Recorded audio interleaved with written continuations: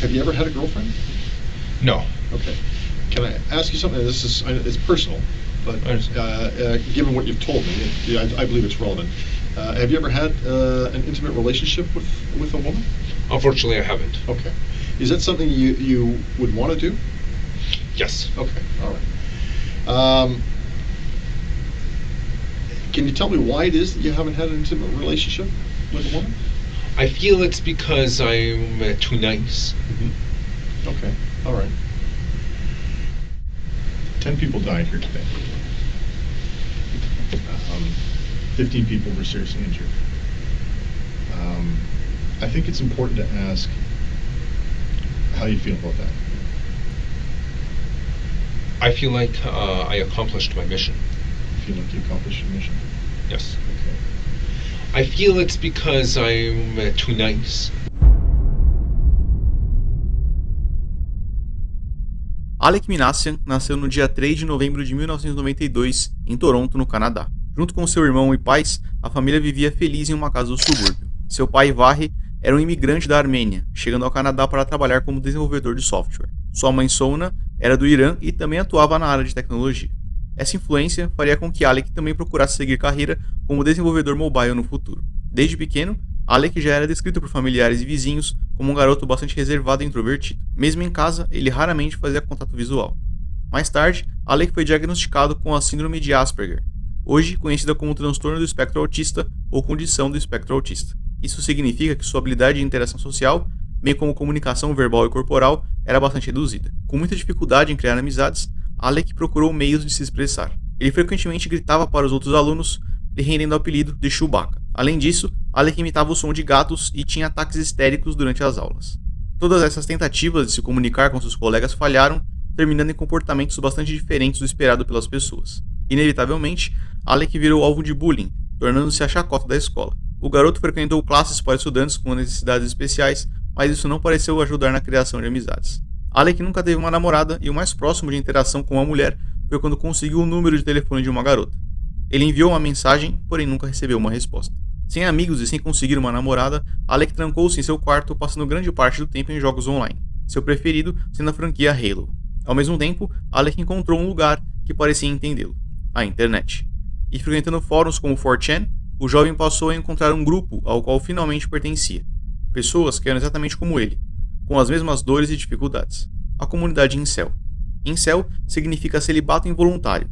Aquela é uma subcultura formada por sua grande maioria de homens que não são capazes de conseguirem uma relação romântica ou íntima com uma mulher. Ainda que nem todos os incels sejam pessoas tristes e ruins, grande parte dos integrantes compartilham de ideias bastante misóginas e racistas em meio à autopiedade.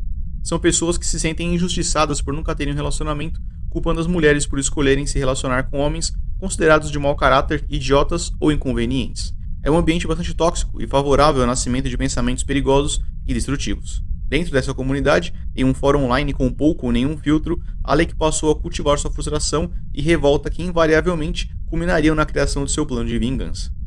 Certo tempo depois, Alek conheceu outro jovem igualmente revoltado por não ter uma namorada. Esse rapaz era Elliot Roger.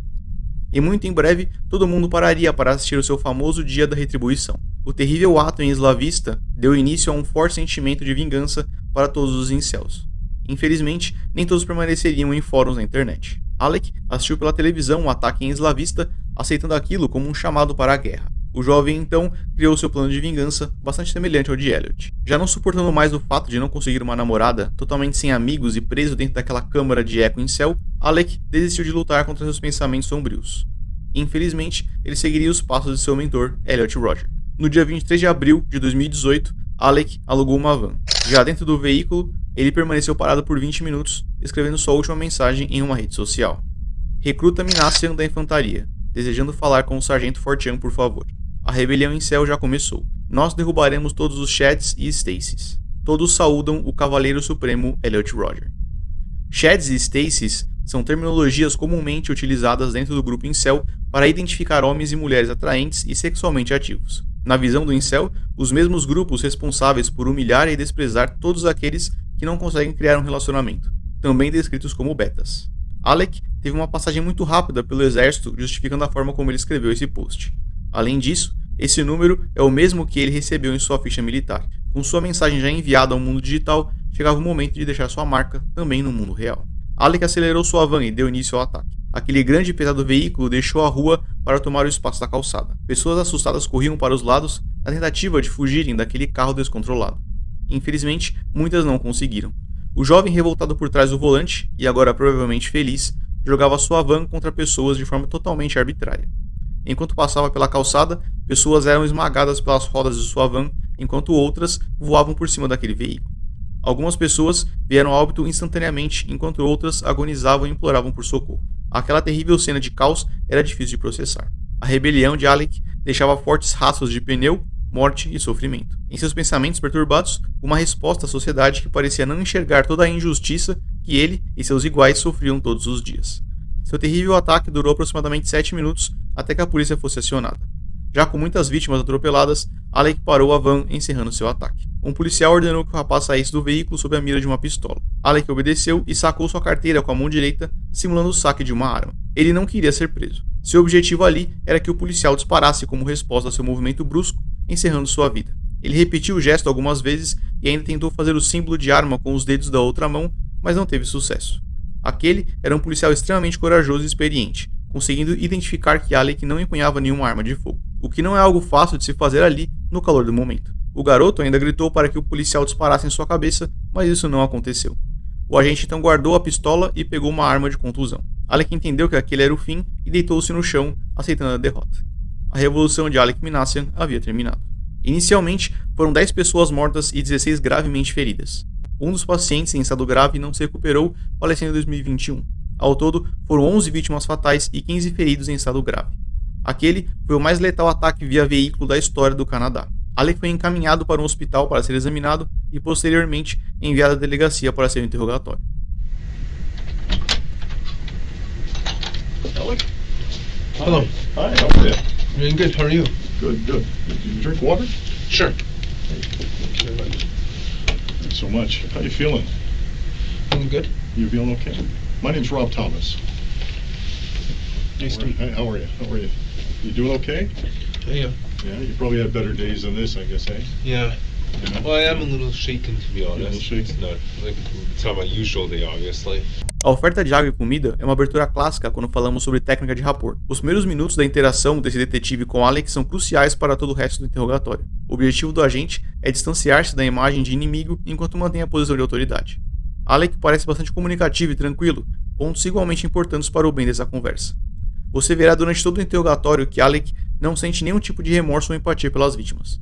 Tampouco tenta mascarar ou negar o ato terrível que cometeu poucas horas antes. Mesmo sendo diagnosticado com transtorno de espectro autista, Alek deveria ser capaz de reconhecer e expressar emoções, ainda que não de forma autêntica como uma pessoa sem essa condição o faria. Ele parece muito mais perverso do que qualquer outro indivíduo com o mesmo transtorno, indicando que sua bússola moral estaria corrompida, ainda que Alek não fosse afetado pelo autismo. Por conta de sua condição, Alek não é capaz de fingir empatia pelas vítimas, o que lhe traria algum tipo de autopreservação no âmbito legal. Alek? Mind if I call you Alek? Yeah, sure. What do your friends normally call you? Alek. Alek. Yeah. Alek, my name's Rob Thomas, so I want you to call me Rob from here on in, okay? Okay. Is that okay? Okay. Okay. Alek, I want you to understand something. I'm a senior detective with the Toronto Police. Do you understand what that means? Yes. You know I'm a police officer. Yes. Okay. O detetive prossegue com sua técnica de manipulação na tentativa de estabelecer uma conversa amigável sobre diversos outros assuntos para que, quando estiverem falando sobre o ataque, Alek já tenha criado algum nível de confiança no detetive. E uma pergunta válida seria sobre a necessidade dessa conversa diante de todas as evidências. A polícia já sabe que Alek é o autor do crime, bem como a arma utilizada por ele. Entretanto, ainda precisam entender o motivo. Em casos de atos terríveis como esse, a alegação de insanidade é bastante comum, tanto pelo criminoso como por sua equipe de defesa. Se o detetive conseguir estabelecer aqui uma motivação clara para o ataque, será bastante difícil para que os advogados de Alek sustentem uma alegação de insanidade. E quanto mais detalhes ele der durante esse interrogatório, pior sua situação ficará diante do juiz. Uma pessoa que sofre com insanidade não é capaz de realizar crimes planejados, mas os faz por impulso e muitas vezes não conseguem explicar o motivo. Durante o interrogatório, o detetive fará perguntas simples como: você sabe o que é um policial? A resposta correta a todas essas perguntas ajudam a polícia a provar que Alek é capaz de entender o mundo ao seu redor e, em algum nível, está apto a responder por suas próprias ações, bem como representar a si mesmo nessa conversa. And and a police officer told you that you were going to be placed under arrest. And he placed you under arrest. Do you remember that? I remember that. Okay. Do you remember what he arrested you for? I believe I may have been arrested for something similar to murder. Essa não será a única vez que Alek tenta se distanciar de seus crimes. Assassinato foi precisamente o que ele cometeu. When you were placed under arrest, did the officer read anything to you? I remember being read the signs on the left-hand wall stating my rights. Okay. So you would have been read either at the time you were arrested, or certainly when you got into the police station, you were provided your rights to counsel. Is that right? So it would have been something like this. Essa é uma brilhante atuação do detetive. Ele é obrigado por lei a declarar todos os direitos do acusado antes de dar início às perguntas sobre o crime. Ter os seus direitos lidos por um policial pode ser algo assustador e um claro sinal de que sua liberdade corre perigo. E com a desculpa de estar confirmando se o primeiro policial leu corretamente os direitos de Alek, ele consegue passar por essa etapa legal de forma sutil e amigável. Did you speak to the police and tell them what happened today?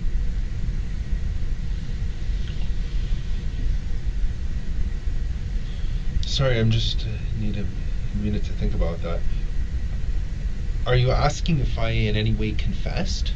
Well, I'm asking if yes, if you confessed or if you made a statement at all to any other police officer.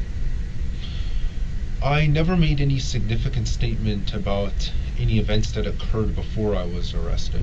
Great. Okay. So, if you did have any conversation with any police officer prior to being brought into this room, all right, and that includes making a statement or a confession, okay, I want you to ignore what you've said, okay, and I don't want you to refer back to that conversation, okay. And what I mean by referring back, I don't want you to tell me about any conversations you've had with any other police officers, okay. What I'd like to do is start fresh. We call this a clean slate.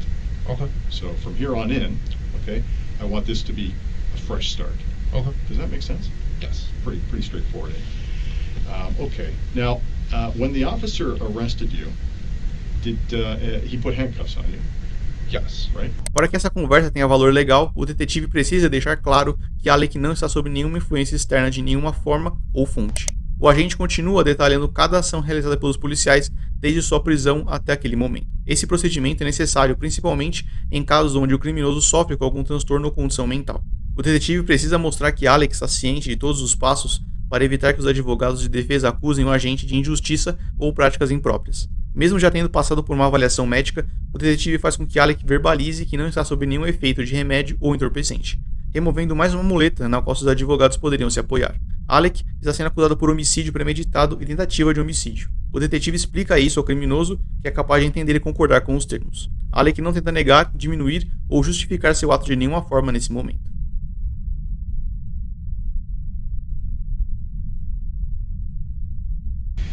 Do you wish to speak to a lawyer? The choice is yours. Yes, I will speak to a lawyer. You want to speak to a lawyer? Yes, please. Okay. Did you have a lawyer, or did you want to speak to duty counsel? I'd like to speak to duty counsel, please. Okay, no problem. So can you just hold on? Can you sit tight for 1 second? I'm just going to exit the room here for 1 minute. Okay. If you just sit tight, I'll be right back, and then I'll take you down, and we can do that.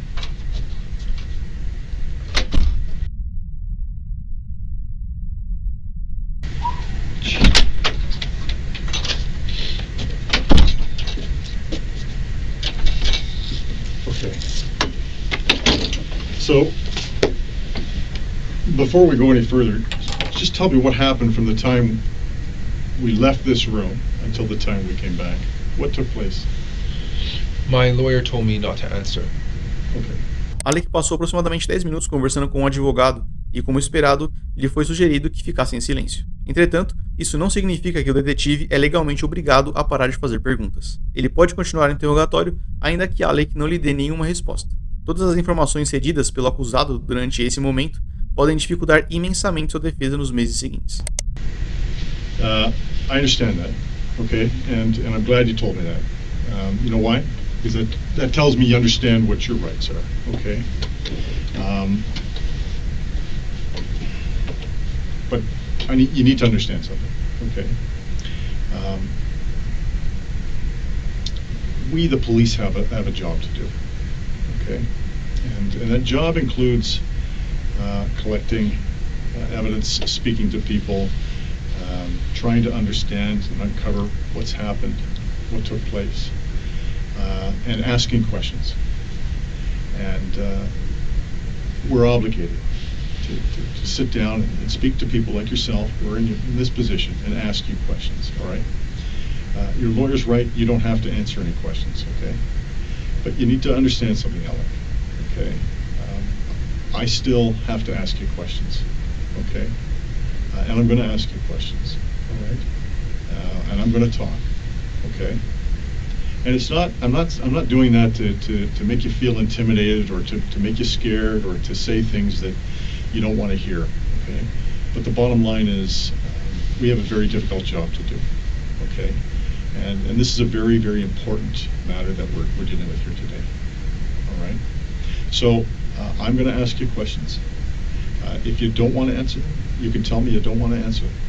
Para manter Alek comunicativo e cumprir suas obrigações legais, o detetive detalha tudo o que aconteceu desde o momento em que deixaram a sala até o minuto atual. Ele confirma algumas vezes com Alek, que agora responde de maneira curta e objetiva todas as vezes. If I'm not mistaken, the officers fed you, is that right?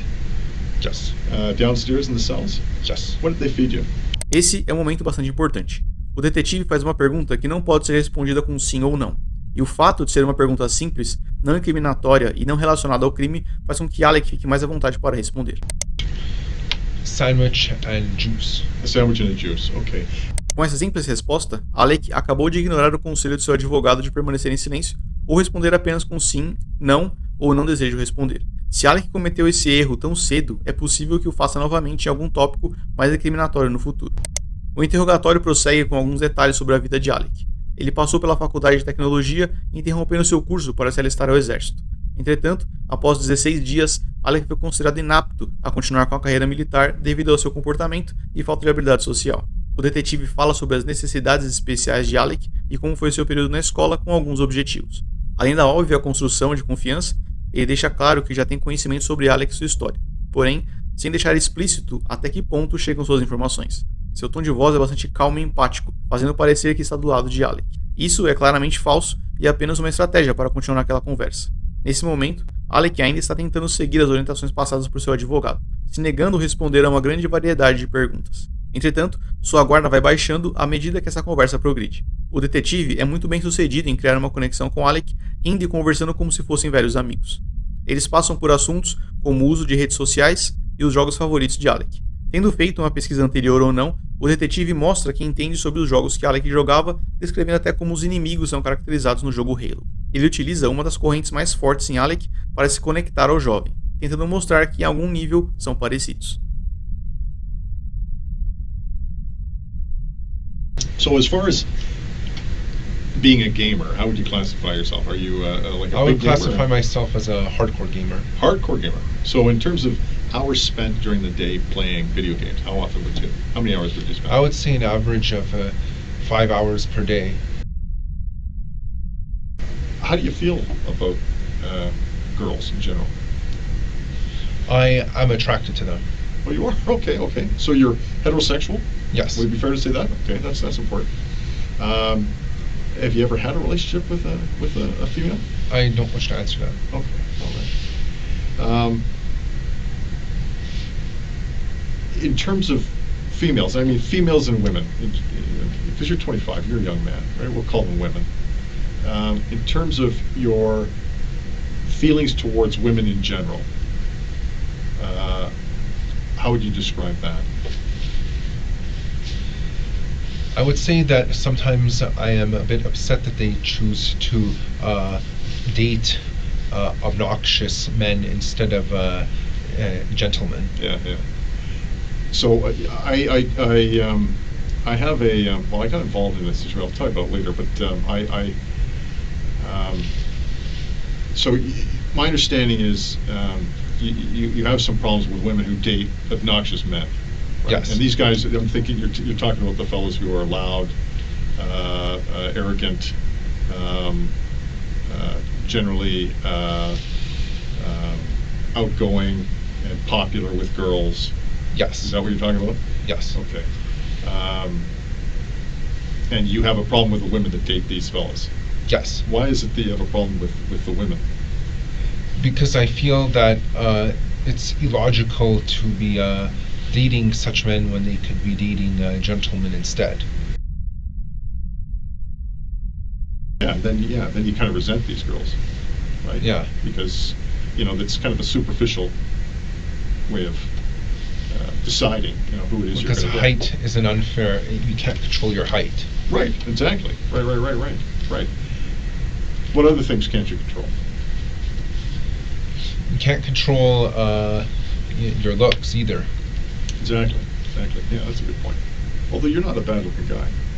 Thank you. No, you are. You're a good-looking guy. You keep yourself well, and you're good. You're fit. You're tall. Yeah. So, how long have you had this this feeling towards women who are attracted to this particular type of guy? Ever since I started college. Ever since you started college. Okay. Was it something that occurred as a result of a single incident? Like, was there one particular moment in your life where it sort of struck home this was a problem, or was it just on Halloween of 2013, I was attending a house party, and I walked in and attempted to socialize with some girls. However, they all laughed at me and held the arms of the big guys instead. Really? Yeah. Wow, that's kind of rude. And how did that make you feel?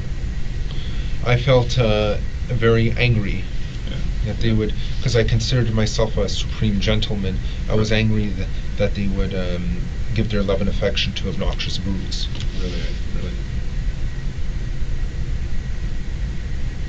And so it was at that particular moment, and that was sort of the defining moment that made you think that, this is wrong, and these people are are unfairly treating you in the way that they were. Yes. Yeah. And that makes sense. I appreciate you telling me that. That says a lot. And so from that point on, what did you start doing? I started thinking that it's unfair that certain guys will not get any love and affection from girls. Okay. And what do you mean by certain guys? Such as me, that are very nice and act gentlemanly. Right. A grande maioria das vítimas de Alek eram mulheres, e visto que ele passou por diversos grupos de pessoas sem tentar atingi-las, podemos supor que houvesse uma preferência clara por vítimas. E já bastante distante dos conselhos do seu advogado e envolvido pela conversa com seu novo melhor amigo, Alek acabou de dar um possível motivo para o seu ataque. Essas informações, ligadas aos posts em suas redes sociais, serão de extrema importância para que a polícia consiga justificar a premeditação, enquanto a defesa de Alek se despede de uma possível alegação de insanidade. Alek passa os próximos momentos descrevendo o fórum 4chan, qual declara ser usuário frequente. Todas as informações concedidas mostram o conhecimento do rapaz sobre o site e deixam a entender que Alek sabia exatamente o que estava acessando e por qual motivo. The only reason I talked with them was just because I enjoyed their style of conversation. Okay. And what was the style of conversation? It was very blunt and honest. So, and what would it be? What would it typically focus around, or what would the typical conversations contain? Red pill truths about why women choose to date obnoxious men. Date the Chads. Yeah. The Chads of this world. Yeah. Basically, the Stacy's going for the Chads. Exactly. The Stacy's are the dizzy dumb girls dating the goofy jocks. Yeah. Right. So you call them Stacy's and Chads. Yeah. I've heard that term before. And so that's in the alt-right? Yes. That conversation takes place in the alt-right as well? Yes. Do other things take place in the alt-right forum? Or red pill Some alt-right members consider themselves to be red-pilled. What does that mean? Is that like a Matrix reference? Actually, it is in fact, that term was actually in fact came up as a reference to Matrix. Right. Taking the red, you can either take the red pill or you can take the blue pill. Right. And some alt-right members even consider themselves to be a black pill, which in essence means they're a MGTOW, men going their own way. Oh, okay. All right. Okay. Blue Pill, Red Pill e MGTOW são termos que chegaram ao mainstream retirados da cultura incel. Há hoje muitos canais no YouTube que tratam desses temas que invariavelmente estão ligados a desenvolvimento pessoal e algumas vezes a autoajuda. Ainda que alguns desses canais beirem a misoginia, ao menos estão envoltos em algum tipo de filtro, ao contrário do conteúdo encontrado em outros lugares da internet. A conversa continua sobre os fóruns frequentados por Alek, bem como a biblioteca de sua faculdade e os computadores que o jovem tinha. Foi através de um desses computadores, e dentro da biblioteca, que Alek pesquisou sobre o aluguel da sua van. O detetive então pede para que ele desenhe um mapa da biblioteca para mostrar onde estava sentado no momento. Isso ajudará a polícia a identificá-lo nas possíveis imagens gravadas pelas câmeras de segurança, além de somar outro ponto para a premeditação do seu ato. When did you first... Sorry, you mentioned this and I forgot. When did you first go on to 4chan? 2014. 2014, and specifically when in 2014? May 23, 2014. And how were you able to remember that? Because I remember that was a very significant day. Okay, what was that? That was when Elliot Rodger decided to essentially commit an uprising, a beta uprising, if you will, right, against the Chads and the Stacys. Okay, and that was in the United States? Yes. And so when you talk about... Well, because incels don't believe in borders. Right, okay. So locations are irrelevant to us. Right. It was Elliot Rodger who was the father of basically this. the founding forefather of the entire movement. Right. So explain to me this movement. What's this movement about? It's basically a movement of angry incels such as myself who are unable to get laid. Therefore, we want to overthrow the Chads, which would force the Stacys to be forced to reproduce with the incels. Right. Okay. And when you say incels, involuntary celibate. So that's just a short form for fellas who can't get laid. Can't have sex. Right. Okay. And what happened in the Elliot Rodgers uprising? What did he do? And so what did you discuss with these guys? We discussed our frustrations at society and being unable to get laid, and we were plotting a certain timed strikes on society in order to confuse and shake the foundations, just to put all the normies in a state of panic. Okay, and who would be a normie? Normie means normal people. That would be anyone who is considered to be normal by the unfair standards of society. But not the Chads or Stacys. Chads and Stacys are actually above normies, or at least they think they're above normies. Of course, yeah. Okay, all right. So is it fair to say you've got Chads and Stacys up here, normies down here, and then you've got celebs who believe that they are being repressed? Incels, sorry. Yes. Incels who believe they're being suppressed or repressed, yes. and so as a result, to even the playing field. Yes. They convert the Stacys and Chads from living to dead, and to make so that we come out on top. Yeah, more than so. Is there so the targets? Who would the targets for this uprising be? All of the alpha males. All the alpha males. So the Chads. Yes. So those are the people that you want to kill. Yes. Okay. All right. And who else? Any of the Stacys who do not wish to give their love and affection to the incels. So they're a target as well. Yes. To be killed. Yes. Okay. And what about the normies? Normies. Yes, we don't necessarily wish to kill the normies, but we do wish to subjugate them in order to make them understand that that our type is the more superior one. Right, right. Essa é a segunda vez na qual Alek dá ao detetive a motivação pelo ataque. Já está bastante claro que ele está agindo pelo mesmo motivo de Elliot. A escolha do dia e da forma de assassinato parece alinhada ao pensamento perturbado de ambos. I was starting to feel radicalized at that time. You were, okay. And when you say radicalized, what do you mean by that? Meaning I felt it was time to take action and not just sit on the sidelines and to just fester in my own sadness. Right on. Okay. All right. And so, so this is starting. This is a process. It's not something that just.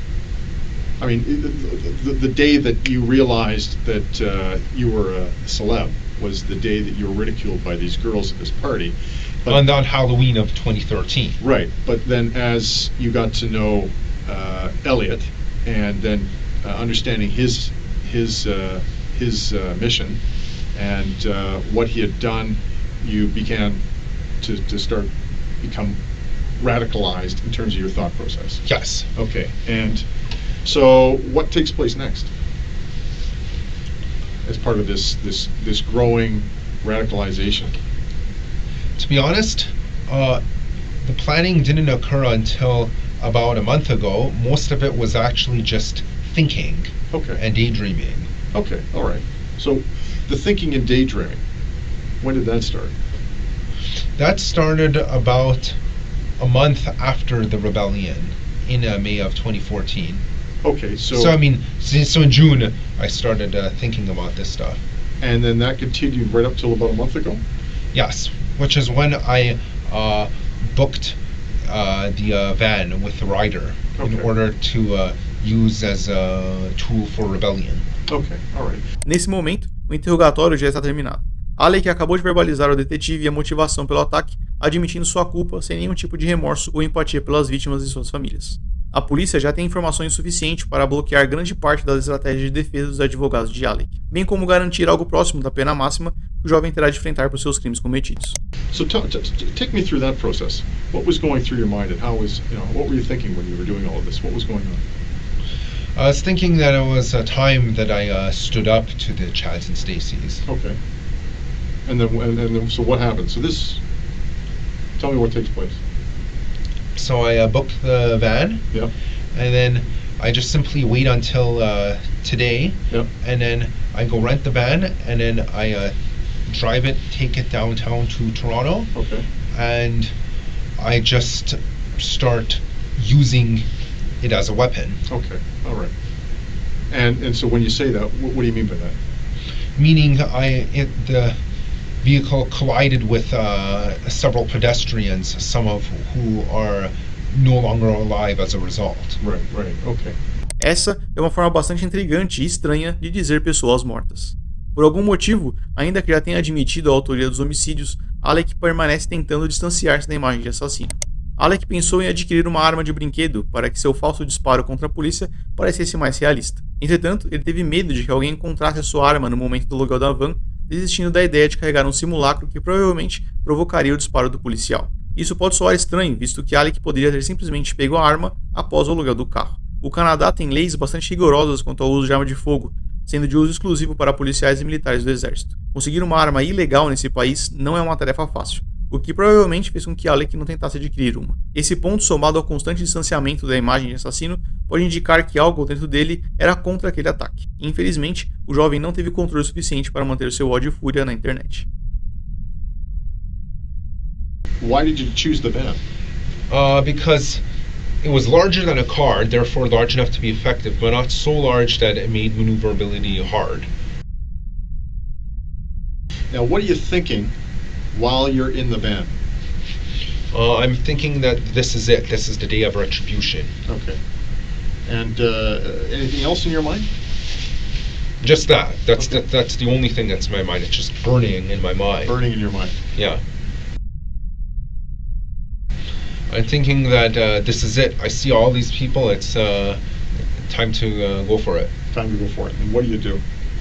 I floor the pedal. Yeah. I speed the van towards them, and I allow the van to collide with them. Okay. And then what happened?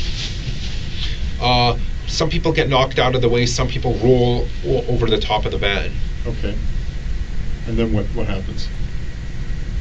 I continue doing that until, in fact, actually, to be honest, the only reason I stopped my attack was because someone's drink got splashed on my windshield, and I was worried that I would crash the van anyway, so I decided, okay, now I wanted to do more, but I've kind of been foiled by a lack of visibility. So then that's when I turned right, and I saw the cops approaching, so I decided to pull over and get out of my van. O limpador de para-brisa da van estava funcionando, e em último caso, Alek conseguiria dirigir com a cabeça parcialmente para fora. Para alguém que estava causando tanta dor e sofrimento aos outros, parece mais que Alek estava com medo de ficar ferido, caso colidisse com algo forte o bastante para pará-lo. E como seu plano inicial não contava com a possibilidade de ser preso, Alek optou por não correr o risco e tentar fazer com que o policial o executasse. So you end the assault. Yes. Okay. And you end it because you can't see. Yes. And you knew the cops were coming. Yes. Okay. And so then what happens at that point? I see a patrol car pull over and I hear the cops screaming at me to get out. So I get out and I point my wallet at the cop with the intent for it to be confused at the gun so that I could be fatally shot. Esse momento foi capturado em vídeo. Alek realmente tenta utilizar a própria carteira como arma na tentativa de assustar o policial. Entretanto, ao primeiro sinal de que será agredido, toda sua raiva e força desaparecem enquanto ele se joga no chão. Esses são pontos importantes para que a polícia possa debater com os advogados de Alek sobre se o jovem queria mesmo remover a própria vida, visto que ao menor sinal de desconforto ele desistia. Foi assim com a bebida no para-brisa da van e com o policial preparado para usar a arma não letal. Seu ato terrível não foi capaz de modificar as estruturas da sociedade como ele pretendia, indicando que seu tempo dentro da prisão seja bastante conturbado. Alek Minassian foi condenado à prisão perpétua por 10 homicídios premeditados e 16 tentativas de homicídio. Ele ficará elegível para uma possível liberdade condicional após 25 anos cumpridos de regime fechado.